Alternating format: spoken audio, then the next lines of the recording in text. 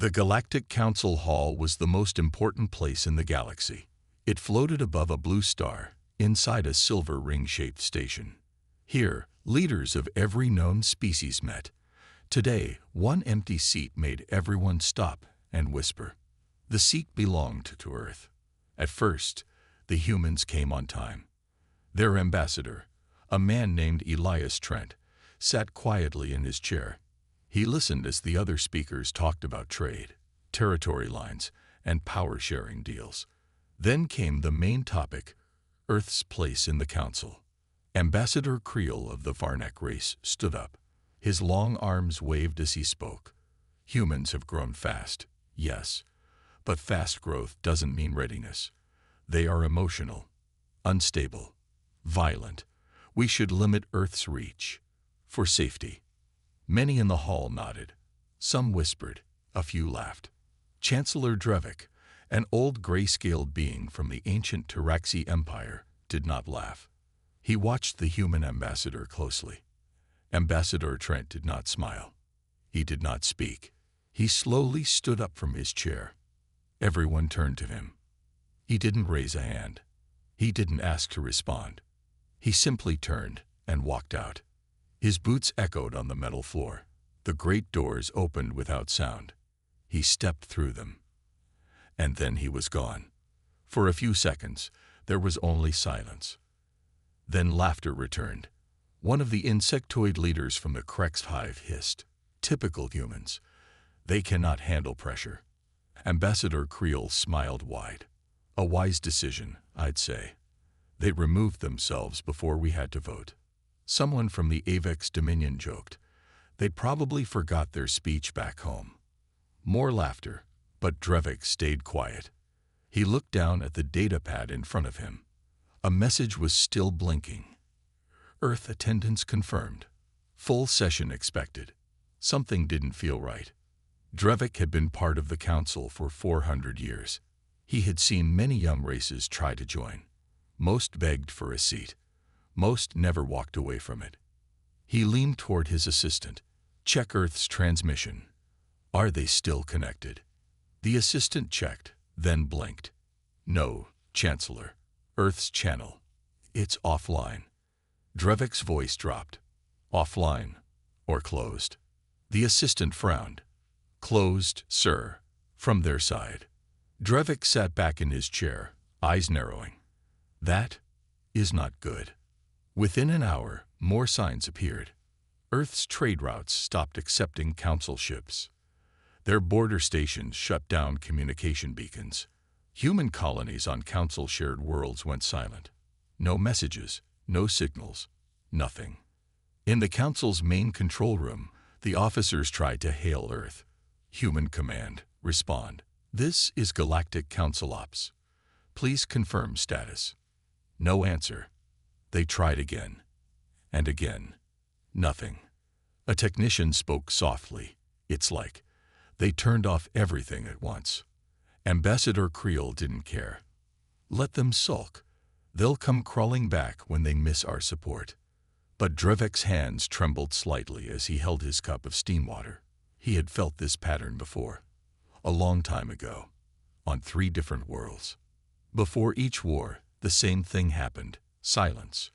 Not noise. Not threats. Just cold silence. Do not celebrate yet, he said. His voice was deep and slow. Humans do not bluff. They prepare. Ambassador Creel laughed again. What could they possibly do? Fight the entire council? Drevik turned his head slightly. They wouldn't fight. They would vanish. Then strike when we forget to look. Just then, an alert buzzed through the council's private system. A Varnak scout ship had entered a neutral zone near Earth's sector. The scout disappeared. Gone. No distress call. No debris. Just missing. The council grew quiet. A second alert followed. A cargo ship was lost along the Mars-Zentha route. That route had been safe for years. Now, not anymore. Council leaders started whispering again. Words like accident, malfunction, and pirates were thrown around quickly. But Drevik knew better. "This is how it begins," he said to no one in particular. "Not with explosions, not with noise, but with chairs left empty and stars going dark." That night, the council met in private chambers. Some wanted to reach out to Earth again. Some wanted to send ships to investigate. Some wanted to do nothing. But Drevik spoke last. "Do what you want. But remember this. They didn't walk out because they lost. They walked out because they decided we were no longer worth talking to." He stood up, and for the first time in decades, Chancellor Drevik looked afraid. The council thought Earth was only angry. They thought the humans would return. After all, no species had ever walked away from the Galactic Council and stayed away. Not once in history. So most members laughed it off. "They are prideful," some said. "They want attention." Others agreed. "Give them a few cycles. They will come back." But Earth did not come back. And then, things began to go wrong. The first warning came from a small border post near the Earth Claim Zone. A cargo ship from the Avex Dominion had entered the region without permission. Just a routine trade run. It never arrived. The Council sent messages. No answer. They sent patrol ships to find it. Those ships vanished too. Still, the Council did not panic. They blamed pirates. Maybe solar storms. Maybe equipment failure. But Chancellor Drevik was not convinced. He sat in his chambers, rewatching an old recording. A human war speech, dated 143 years ago. The human general on the screen had said, "If you ignore our warnings, you will never hear our weapons. Just silence." And then the end. Drevik's skin grew colder. He summoned the other senior members. "We are not facing pirates," Drevik said quietly. "We are facing a decision. Earth made it when they stood up, and now they are acting on it." Ambassador Creel still mocked the worry. "You act like they're gods. They are just one planet." Drevik looked at him calmly. One planet that beat the last 5 threats before the Council even got involved. One planet that builds fleets in deep space. One planet that never shows all its weapons. Council reports continued coming in. Trade lanes near human space were now marked dead zones. Ships that entered, vanished. Satellites showed nothing. No debris. No wreckage. Just silence. Then came the most chilling report. A scout cruiser from the Krex Hive had sent a live transmission while passing near the human exclusion zone. The crew was laughing, talking. Then one of them pointed at something outside the ship. A shadow, huge, silent, floating behind them. The crew turned. Someone whispered, "That's not on the map." Then, static. The signal died. The ship was never seen again. Now even Creel went quiet. But still, no one in the Council wanted to admit the truth. "They are just posturing," one said. "We cannot start a war over fear," another added. But fear had already started. Order colonies began to shut down their spaceports. Merchants refused to fly near Earth space. Even some council members started moving their families off-world. Behind closed doors, a small group of council leaders met in secret. They called themselves the Safe Path Committee. Their idea: send a message to Earth. Quietly. Secretly. Apologize. Offer a seat again. Pretend the insult never happened. But when they tried to send the message, it bounced back. A red signal flashed. "Accesd. This channel no longer exists." Earth wasn't listening anymore. They had closed every door. Now it was the Council standing outside, knocking. Drevik sat alone in the ancient Hall of Origins. Statues of the galaxy's founding species stood around him. He stared up at the symbol of the Council, a circle with every species mark, including Earth's. He sighed. "We pushed them too far." Then he spoke into his personal recorder. "I warned them," he said. "Earth was never a follower. They only sat at the table to be polite. Now, They don't care about the table. They're building something else. Alone. And we may not survive what comes next. A month passed. Still, Earth said nothing. No messages. No signals. No answers. The planet that once spoke in every council meeting had gone completely silent. Galactic News called it the human freeze. Experts made guesses. Some said Earth was preparing to return with new demands. Others said Earth had fallen into chaos. No one knew the truth. But something far more dangerous was happening. Earth was not falling apart. It was hiding, and hiding very well. Chancellor Drevik sat in his private study, watching a map of known space. He tapped a button and zoomed into Sector 94 Delta, Earth's sector. Dozens of stars blinked red. Each red dot was a lost ship. Each one had vanished in or near human-controlled zones. He tapped again. No patrols. No satellites. No movement. It was as if a great black curtain had been pulled over Earth. One of Drevik's aides entered the room. "Chancellor," she said, "new update from the fringe worlds. The humans. They shut down everything." "Define everything," Drevik said calmly. "All energy signals, all ports, all travel. It's not just military. Even civilian tech is off. They've gone completely quiet." Drevik leaned back in his chair. Silence again. But this silence was different. It was cold, careful, final. "They are preparing," he whispered. "But for what?" Meanwhile, deep in a quiet corner of space, a science vessel from the Kilari Union moved toward one of Earth's outer moons. They thought it was abandoned. Sensors showed no heat, no movement, no life signs. Captain Vexa of the Kilari was confident. No human presence detected. She told her crew, "We'll land, take scans, and leave." The ship landed. The crew stepped out. Then the ground lit up.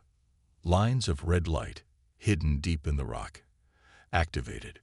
A voice, calm and human, spoke through their helmets. "Unauthorized approach detected. You have 30 seconds to leave." Vexa shouted, "We're peaceful. We didn't know anyone was here." No response. 20 seconds. The crew ran back to the ship. 10 seconds. Engines roared. They lifted off. Behind them, the moon shifted. Something massive beneath the surface moved. Not a base. Not a weapon. A warship, buried under the moon's crust, started to rise. Before they could see more, their ship's systems shut down for 3 seconds. Black screens. No lights. No control. Then everything came back, and they were flying in the opposite direction, far from the moon. Not damaged. Not destroyed. Just warned. Back at the council, the Kilari captain gave her report. Some believed her. Most did not. Ambassador Creel, still holding on to his pride, said, "If Earth has weapons buried on moons, let them show them." They wouldn't dare strike first. Drevik stared at him with tired eyes. "They don't need to strike first. They just need to be quiet long enough. Until we walk into their trap." That night, something strange happened. The Earth itself went dark. Not just military silence. Not just ships vanishing. But the planet itself. No light. No energy. No signs of life. Satellites from nearby races tried to scan the surface. Nothing returned. One probe sent close was pulled in by an unknown force. Then a message appeared on its screen. "We asked to be left alone. You refused. Now, don't follow." And just like that, the signal ended. Panic spread across the galaxy. If Earth had vanished, where had it gone? No one could answer. Some said they had cloaked the planet. Some believed Earth had moved underground. Others whispered the wildest idea of all. They've left the planet behind and become something else. Drevik sat alone, looking at the last image of Earth. A blue and green world, so calm, so beautiful. Now, just darkness. He whispered to himself, "One planet. Just one. But they always warned us. Earth never forgets, and Earth never forgives. 2 weeks after Earth went dark, something strange happened. A single signal appeared. One short, quiet signal. It came from deep space, far beyond Earth's system. The source was unknown. No planets were nearby. No stations were listed. But the signal carried something that froze every council system it touched. It had a voice. A human voice. Soft. Calm. It said only one thing. Protocol Blackglass is live. Then silence again. No coordinates. No message ID. No explanation. The Council's finest minds tried to understand it. Some called it a glitch. Others said it was a trick. Maybe a leftover signal from an old war. But Drevik knew better. He stood in the council chamber, holding an ancient datavat. "This isn't new," he said. "I've seen Blackglass before." The room fell quiet. During the Krellian collapse, Drevik explained, a human fleet used a code. Blackglass, just once. 3 enemy moons vanished that night. Not exploded. Erased. No trace. No energy. No radiation. Just nothing left. Ambassador Creel scoffed. "That was myth." "No," Drevik said. "It was classified. Buried. But I saw it." He raised his datavat. The old log read, "Blackglass deployed. Targeted zones now silent. Human vessels withdrew before detection. No survivors. No warning given." The chamber grew colder. And then came another shock. On the edge of Varn space, an old abandoned listening post powered on by itself. It hadn't worked in 200 years. But now, its sensors came alive. A single object was approaching. No heat. No engines. Just floating. The object was shaped like a spike. Dark metal. 3 kilometers long. No flags. No markings. No light. Yet it moved. Fast. Too fast for normal thrusters. The Council sent 3 ships to intercept. Only one returned. The captain of the surviving ship was silent at first. Then he gave a simple report. "We never saw it fire. Our sensors never picked up weapons. But the other 2 ships, they were gone. Cut from space. Like paper through a blade." He paused. "Then it sent a message to me. Just 5 words." Everyone leaned in. The captain repeated the message. "Turn around. You were spared." The chamber filled with whispers. Who was controlling that thing? Why didn't it destroy all the ships? Why send a message at all? Drevik closed his eyes. "They don't want war," he said softly. "They want distance. They want silence. They gave us a chance." Creel slammed his hand on the table. "They're bullies. They're trying to control us through fear." "No," Drevik said. "They're trying to save us from ourselves." Then he looked at the new council members, the younger ones. "You don't understand humans. You think they love fighting. But the truth is, humans only fight when we give them no choice. And when they do, there's no going back." Later that night, the spike vanished from Varn space. No signal, no trace. But 20 systems near Earth turned red on the galactic map. Closed. Sealed.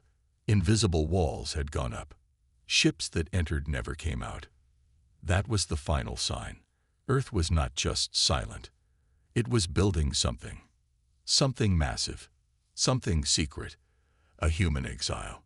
No, a human empire, but without the Council. And then, another message came.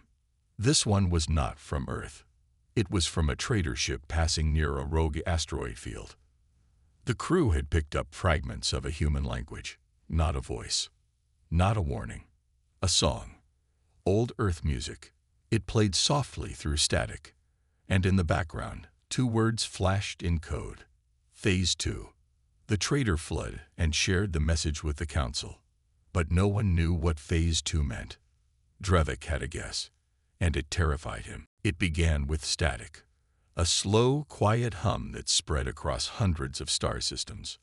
No alarms, no warnings, just silence growing, one signal at a time. First, a mining colony lost contact with its orbiting station. Then, a military base reported sudden scanner failure.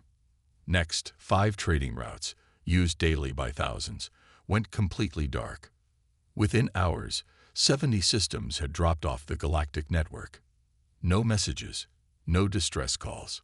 They were simply gone. In the council chamber, panic spread fast. Ambassador Creel shouted, "We are under attack. Call every fleet. Prepare for war." But Chancellor Drevik did not shout.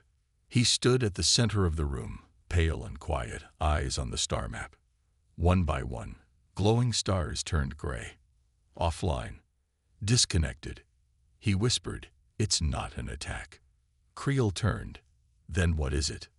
"It's a warning," Drevik said. "The humans gave us chances. We ignored everyone. Now, they're drawing the line." Ships were launched to investigate. Fighters, science vessels, scouts. Almost none returned. The few that did were changed. One ship came back empty. No crew, no damage, just drifting. Another arrived with the pilot weeping, whispering, "I saw it. The sky was bleeding." No one knew what he meant, until footage was recovered. A short, broken video file showed the sky above a remote station. The stars blinked in and out, like lights being turned off by an invisible hand. Then something huge passed over the station. It didn't fire. It didn't speak. But its shape blacked out 10% of the stars in the sky. A shadow, silent and slow, moving across the stars like a giant ghost. After that, the station vanished too. The file ended with one sound, 3 soft tones. Earth's old emergency code. Then silence.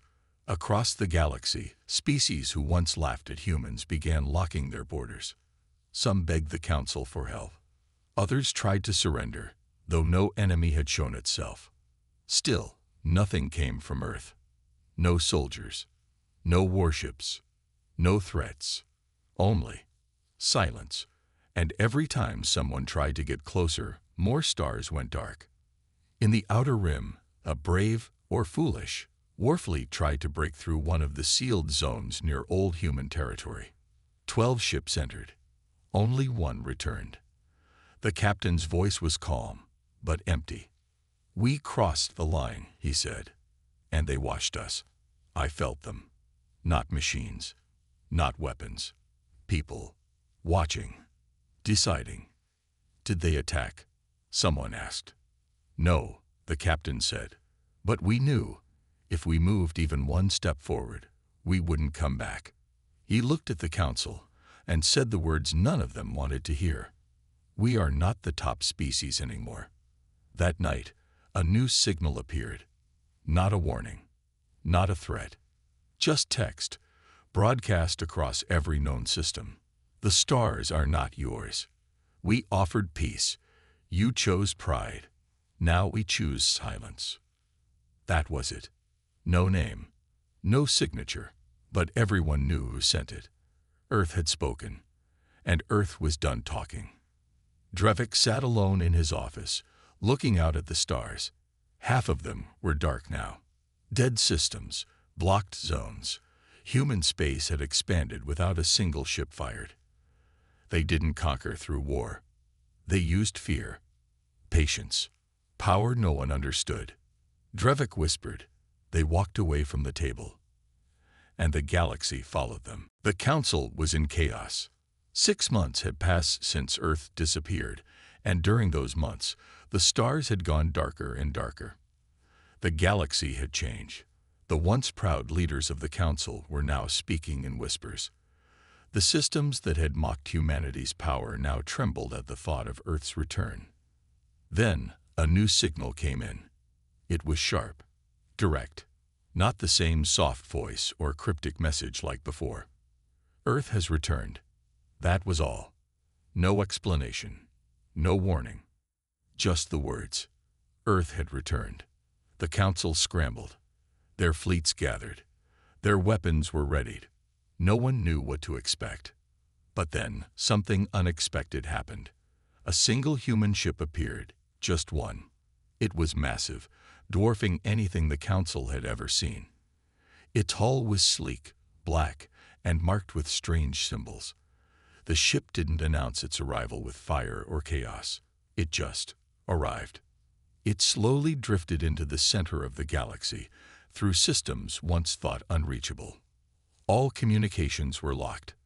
All sensors went dark when ships tried to approach it. No one could even see the ship on their radar anymore. It was there, but it wasn't. And then a broadcast came through. "This is Earth. We've watched.